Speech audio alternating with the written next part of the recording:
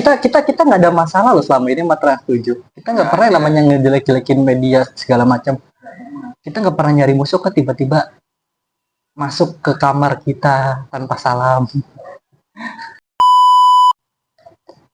Kalau menurut ini, jadi gini Pak, ada isu gara-gara salah satu stasiun nasional, nasional apa swasta? Ini nasional. Iya, stasiun TV.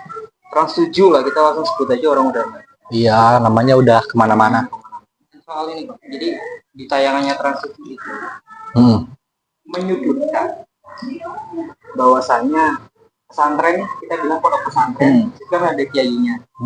Katanya kiai itu apa ya? Bisa dikatakan mungkin gila hormat, over hormat sampai katanya Trans 7 bilang orang harus sampai narasinya tuh poin-poinnya ada yang tua pun sampai ngesot-ngesot buat saling cium tangan sama Iya, jalan-jalan jongkok dan lain sebagainya. Terus katanya tapi yang jalan-jalan jongkok yang ngesot-ngesot yang saling itu malah yang ngasih amplop. Jadi intinya pondok pesantren itu dinilai memperkaya kiai. Iya.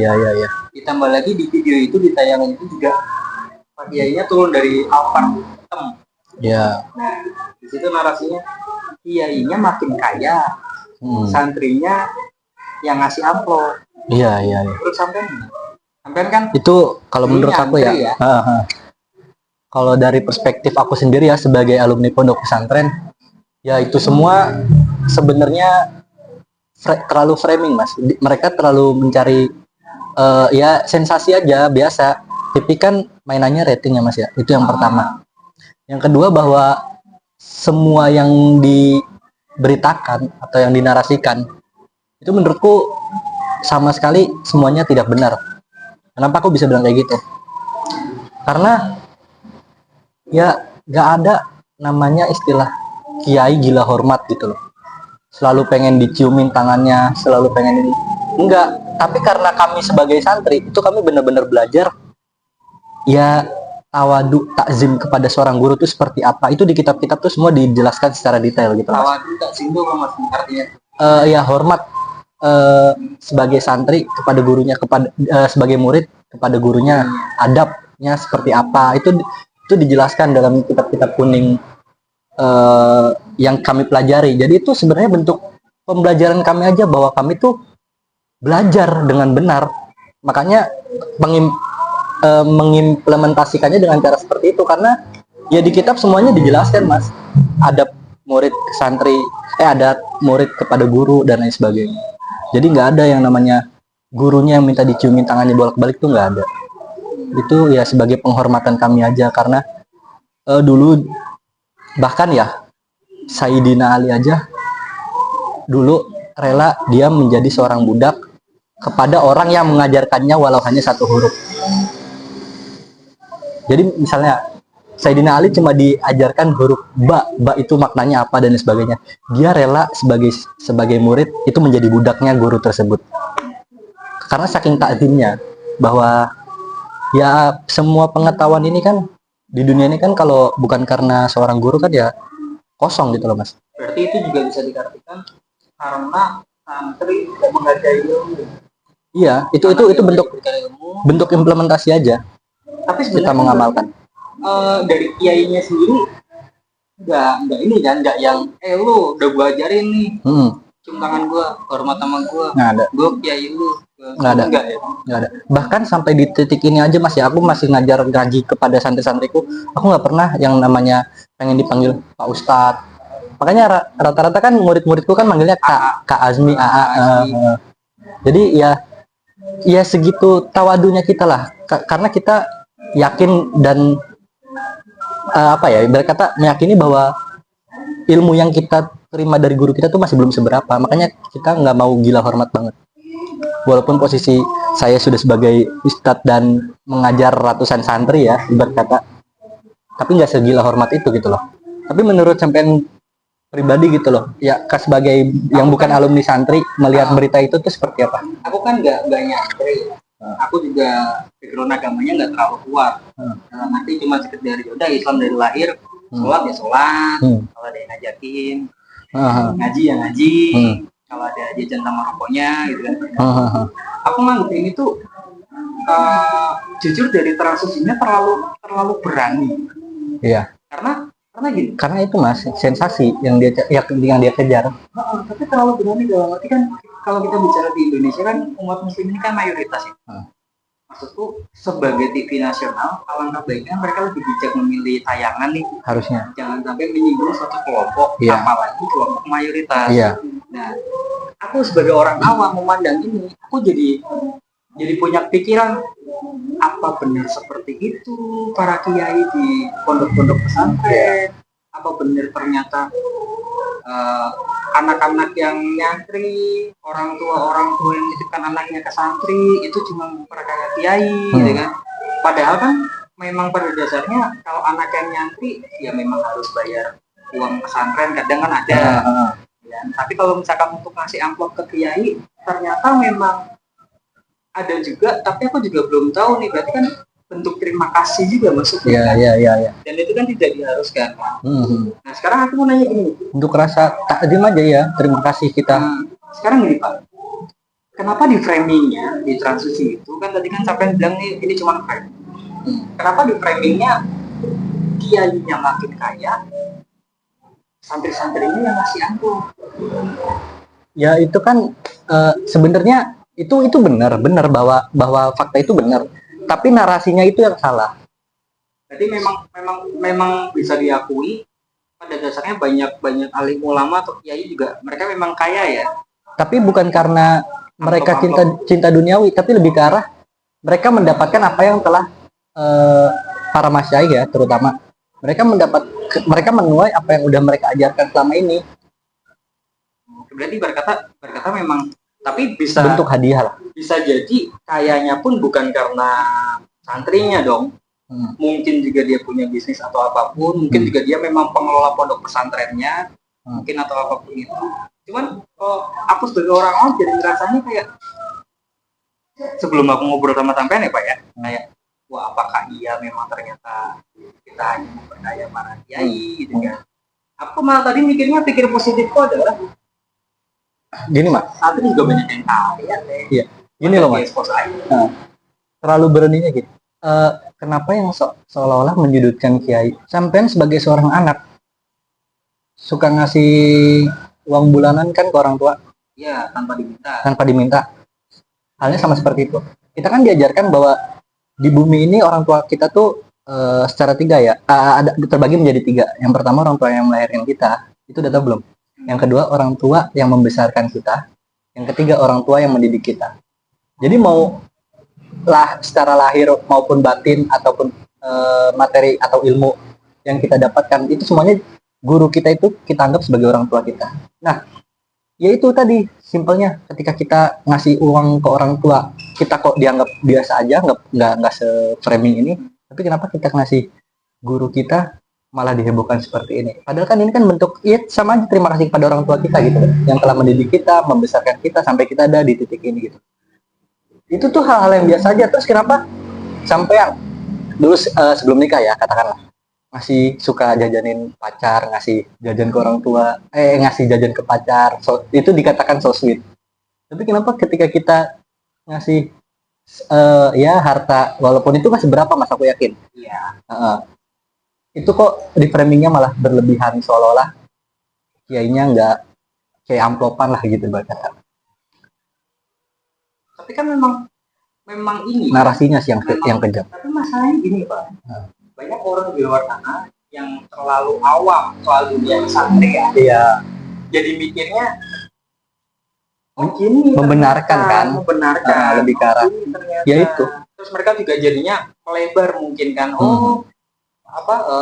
Ustadz kondang atau apa bayarannya jutaan. Iya. Apalagi kiai mungkin yang pemilik pesantren bayarannya jutaan, mungkin sampai puluhan juta. Jadi kalau misalkan kita nyantri terus kita sukses, kita kaya, kita juga harus ngasih ke kiainya biar kiainya juga nggak apa ya, biar kiainya cipratan juga kayaknya kita. Kan jadinya kayak gitu Pak. Masyarakat umum yang awam sekali soal dunia santri gitu. Nih Mas, yang pertama ini karena aku juga masih dulu kan alumni pesantren dan aku masih ikut di gerbong ikatan alumni Asidikiyah ya Mas ya. Jadi sebut institusi nggak apa-apa. ya nggak apa-apa. Ya track record kita sejauh ini nggak ada yang namanya kiai-kiai minta kepada para alumni untuk sumbangsihnya untuk pesantren, nggak ada. Tapi lebih ke arah kita urunan pribadi untuk ngasih ke pesantren untuk acara-acara support, membangun gedung dan lain sebagainya. Jadi itu ya bentuk terima kasih kita karena kita bisa ada di titik itu tuh karena mondok, karena keilmuan dari pesantren ya. Bentuk rasa terima kasih aja. Ya, sama kayak tadi yang aku bilangin, bentuk pengabdian dari seorang murid kepada gurunya. Pada guru. Anak kepada orang tuanya juga sama seperti itu. Dan sebenarnya ya yang aku tangkap ya dari kejadian ini tuh ya mereka pertama emang pengen memecah belah aja, mempropagandakan seolah-olah Islam itu begini begitu, selalu menyudutkan. Karena simpelnya Mas ya, dari zaman dulu Belanda itu ngancurin Indonesia itu kan nggak pernah yang namanya, ya emang ada sih beberapa beberapa kejadian kayak perangnya pakai dengan kekuatan militer dan lain sebagainya, emang ada. Tapi kan pondasinya ada istilah dulu perang Pangeran Diponegoro itu kan yang dibenturkan kan santri dengan masyarakat. Jadi emang kalau pengen memecah belah Indonesia ini itu ya jelekin Islamnya, jelekin pesantrennya, jelekin kiai-kiainya. Karena orang Indonesia itu kulturnya atau rasa kasihani atau apa sih Mas istilah Jawanya? Gemari Pahlo Jinawe, bukan apa sih? Kemati. Sungkem, pokoknya Indonesia bisa adil, nyaman, tentrem ini itu karena adanya pesantren-pesantren di Indonesia yang jumlahnya ribuan bahkan ratusan ribu. Jadi kalau pesantrennya pun udah hancur, udah nggak ada kepercayaan lagi dari masyarakat untuk mondokkan anaknya, Indonesia lebih beringas bos, nggak bakalan ada Indonesia sampai detik ini kalau nggak ada pesantren. Berarti langkah dari Trans 7 itu bisa dikatakan dengan sadar ataupun tidak, mereka pengen memecah Indonesia dong. Iya, membenturkan. Sama-sama.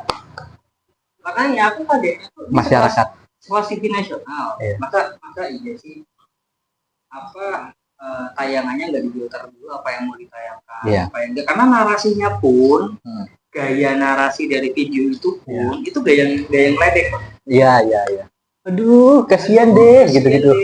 Pantesan kiainya makin kaya loh. Mobilnya aja miliaran, sarung yang dipakai pun harganya jutaan, 400.000 sampai 12 juta. Kayak gaya-gaya yang ledek gitu loh. Padahal kalau misalkan kita lihat di kalangan pesantren atau kalangan santri, sebenarnya nggak cuman kiai yang kaya, banyak lulusan santrinya yang sekarang dia sukses, udah punya bisnis lah, udah punya usaha lah, bahkan bisa mendirikan pondok pesantren lah, termasuk sampean udah punya majelis besar di daerah sini, ya kan? Gak perlu kita sebutin namanya satu persatu lah, udah banyak banget. Jadi kayak seolah-olah yang diekspos tuh yang kaya kiainya doang, yang diekspos juga kan yang cium tangan nggak cuma yang masih anak-anak, tapi ada bapak-bapak yang udah tua pun sampai ikut-ikut cium tangan. Iya. Berarti kan bapak-bapak atau yang udah tua itu ya memang beliaulah gurunya kan. Jadi siapa tahu mereka pun alumni yang kebetulan udah punya anak dan memondokkan anaknya di pesantren yang sama ketika bapaknya belajar di tempat itu. Ya maksudnya sampai kapanpun Mas ya, kita sebagai alumni tetap menganggap bahwa para masyaikh atau ustadz-ustadz kita adalah guru seumur hidup kita. Jadi nggak ada yang namanya istilah alumni pesantren, alumni pondok. Itu tuh sebenarnya mau sampai kapanpun ya kita tetap sebagai muridnya. Bentuk takzim kita. Tetap sebagai santri-santrinya. Oke. Jadi nggak kenal umur.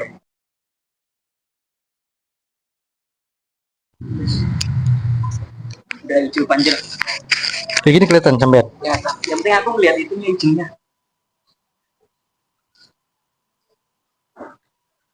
Tapi emang kurang ajar di Trans juga. Dan Mas, ini sampein kalau mau tahu, ini yang dijelekin tuh langsung raja terakhirnya gitu loh Mas. Pondok pesantren Lirboyo itu salah satu pondok pesantren tertua di Indonesia, umurnya udah abatan, udah ratusan tahun. Berani-beraninya disenggol. Asli Mas. sekarang pesantren tertua. Salah satu. Sekarang yang jadi pengasuhnya itu udah cucunya. Generasi ketiga. Masya Allah. Kayak kurang ajar. Aku kata langsung nyerang raja terakhir gitu loh, ya Allah. Makanya banyak banget kan orang yang gerem. Maksudnya kita nggak ada masalah loh selama ini sama Trans 7. Kita nggak pernah namanya ngejelek-jelekin media segala macam. Kita nggak pernah nyari musuh kan, tiba-tiba masuk ke kamar kita tanpa salam. Apakah menurutmu ini program tidak disengaja? Dalam arti mungkin sebagai jurnalis atau sebagai konten kreator, karena kan aku juga punya blunder nih, dalam arti blunderku gara-gara yang penting dapat konten, yang penting dapat apa, tapi aku udah nggak mikir. Apakah menurutmu ini dari sisi redaksinya Trans 7, jadi yang penting kita dapat tayangan tanpa mereka memikirkan oh ternyata ini bahaya, atau memang ini direncanakan untuk menyerang? Yang atau kalau aku yang kedua, yang memang direncanakan sebenarnya untuk menyerang. Soalnya dari segi narasinya itu nggak berimbang, Mas. Pun kalau emang dia mau mencari kebenaran tentang pesantren, oke lah, memang ada yang seperti itu. Itu pun juga kan pasti bahan evaluasi juga dong untuk pesantren-pesantren yang ada di Indonesia pada akhirnya ya. Tapi kok bisa gitu loh, narasinya sebegitu jeleknya, terlalu menyudutkan. Sebenarnya bisa aja dia mau ngeliput tentang pesantren, tapi dia cari tahu dulu, minimal yang mereka sowan ke guru-guru yang ada di pesantren tersebut, bener nggak faktanya seperti ini gitu. Itu kan sebenarnya etikanya seperti itu Mas. Kalau kita mau memberitakan seseorang tapi tanpa tahu narasumbernya secara jelas atau kompeten, itu yang terjadi bakal seperti ini. Karena emang mereka seolah-olah menyudutkan aja menurut aku. Dan yang kulihat kan tayangan yang di Trans itu bukan liputan, tapi cuma mengambil cuplikan-cuplikan video yang udah ada kan. Kayak macam kalau dulu zaman kita ada on the spot, itu kan juga cuplikan-cuplikan. Ini kan apa, expose ya? Expose no unsensor. Terlalu kan bahaya. Jadi mereka cuma ngambil footage, aset footage entah dari mana, terus mereka edit, mereka kasih narasi mereka sendiri. Dan yang aku sayangkan Mas ya, ini kan TV, ibarat kata TV nasional ya. Seluruh pelosok di Indonesia pasti menontonnya gitu loh. Yang aku sayangkan emang nggak ada QC-nya gitu loh Mas, quality control-nya. Harusnya ada quality control. Misalnya kita mau nyediain konten 5 menit, minimal kan kita mengajukan ini dalam beberapa tahapan, misalnya ke manajemen dulu, ke produser dulu, sampai ke tahap ke raja terakhir lah, ibarat kata KPI-nya gitu. Berarti kan ini kan terlalu besar lingkupnya kalau misalkan memang hanya kalau misalkan pelaku atau dibalik penayangan ini adalah segelintir atau sekelompok tertentu juga. Ini terlalu besar lingkupnya, karena kan ada KPI, ada TV nasional. Iya. Apakah ini adalah serangan dari pemerintah yang pengen mengacaukan negara kita? Masa pemerintah pengen negaranya bubar sendiri? Enggak lah. Kataku emang ada oknum tertentu yang memang kebetulan duitnya banyak, memang pengen memecah belah Indonesia, bukan dari pemerintah ya. Oknum aja ini, sifatnya individu atau segelintir orang, bukan mainan pemerintah gitu loh. Karena jujur TV nasional ya mungkin pemerintah punya kuasa atas itu ya, tapi kan nggak 24 jam pemerintah nyaksin TV dong gitu loh. Nggak mantau. Oke Pak, pengen nyampein apa Pak lewat aku? Oke. Buat masalah ini, khususnya buat orang-orang macam aku yang awam soal pesantren, pondok pesantrenan. Yang pertama mungkin buat ya para pelaku media, khususnya jurnalis dan editor dan timnya ya, tim kreatifnya. Yang pertama, yang pasti berita itu harus disampaikan dengan objektif mungkin. Jadi bukan secara ego-egoan. Pengen-pengenan gue lah, gue pengen nge-framing ini jelek, gue pengen nge-framing itu jelek. Jadi bukan berdasarkan ego pribadi, tapi ya kita sih berharap semoga lebih objektif lagi ke depannya. Bahwasanya yang kami lakukan itu tidak seperti itu. Terus yang kedua, menurutku ya, permohonan maaf yang disampaikan oleh pihak Trans 7 dari sosial media. Iya. Itu kurang. Itu kurang banget. Eh, Kenapa kurang ya? Karena minimal mereka harus, ini aku ya sebagai seorang santri ya, minimal harus tabayun atau sowan langsung ke pondok pesantren tersebut, meminta maaf secara gamblang dan terbuka di media ya atas kejadian tersebut. Jadi nggak bisa yang namanya tulis teks pribadi, kirim-kirim surat atau lewat maaf secara sosial media. Itu tuh kurang, esensinya menurutku masih kurang. Karena dan aku tambahin khususnya ke beliau kiai yang ditayangkan cuplikan video. Iya, apalagi Khususnya sampai ke beliau. karena Karena apalagi ini- sampai Ini bakal menjadikan Pak Kiai itu iya betul. di lingkungannya. Terus ya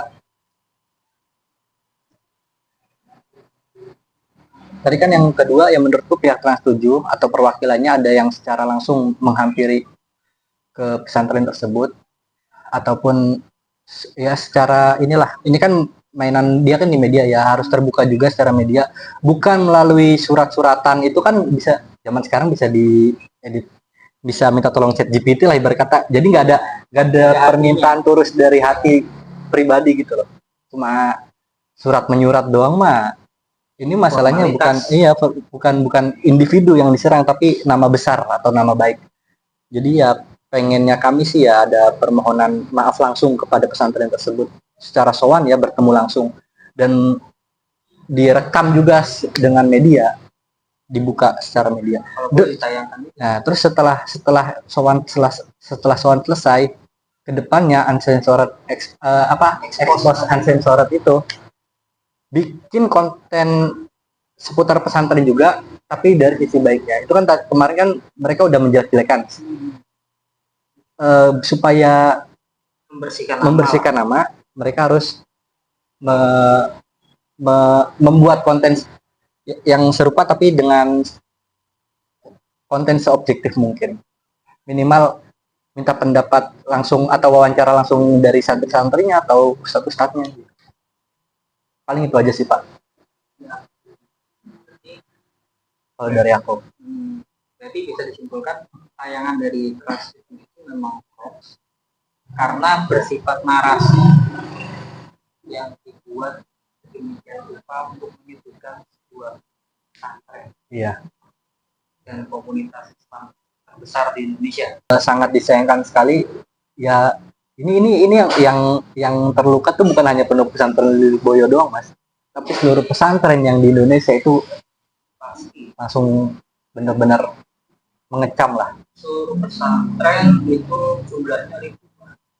Walaupun di tayangan tersebut dia menampilkan pondok pesantren Lirboyo ya, tapi yang kena tuh semuanya. Apalagi yang tadi Abang bilang kan pondok pesantren itu salah satu pondok pesantren tertua di Indonesia. Ya. Bahkan sekarang yang megang udah generasi ketiga. Generasi ketiga itu oke. Kita terlalu sayang dengan Indonesia, nggak pengen Indonesia bubar, itu aja sih. Iya. Kesimpulannya. Janganlah memecah belah, kalau mau bikin tayangan yang mempersatukan. Iya. Jangan. Betul. Oke. Kita lanjut aktivitas kembali. Terima kasih buat yang udah nonton. Terima kasih teman-teman. Dan semua yang kalian tonton itu benar. Ini aku langsung dari sumber terpercaya. Bahkan ini jadi obrolan seluruh ustadz di pesantren kayaknya Mas, tadi aja aku seharian ngomongin ini di pondok dari pagi ya sampai